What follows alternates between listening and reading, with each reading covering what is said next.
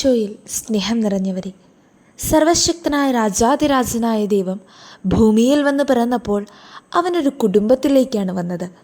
33 വർഷം ഭൂമിയിൽ ജീവിച്ചവൻ 30 വർഷവും അവർക്ക് ഭൂമിയിലെ തൻ്റെ മാതാപിതാക്കന്മാർക്ക് വിധേയനായി ജീവിച്ചു.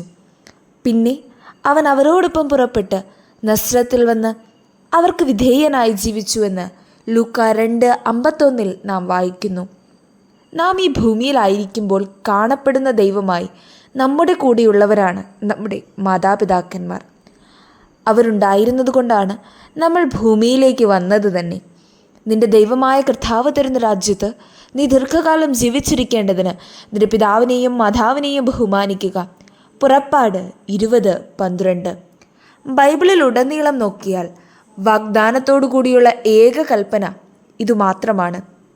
നമുക്കിന്ന് ഈ വെള്ളിയാഴ്ച ദിവസം ഉപവസിക്കുകയോ ഒരു നേരം നോക്കുകയോ ചെയ്തുകൊണ്ട് നമ്മുടെ മാതാപിതാക്കന്മാരെ ഈശോയ്ക്ക് സമർപ്പിച്ച് പ്രത്യേകം പ്രാർത്ഥിക്കാം. പ്രത്യേകിച്ച് ഈ കാലഘട്ടത്തിൽ മക്കൾ കൂടെയില്ലാത്ത അനേകം മാതാപിതാക്കന്മാർ വീടുകളിൽ തനിയെ താമസിക്കുന്നു.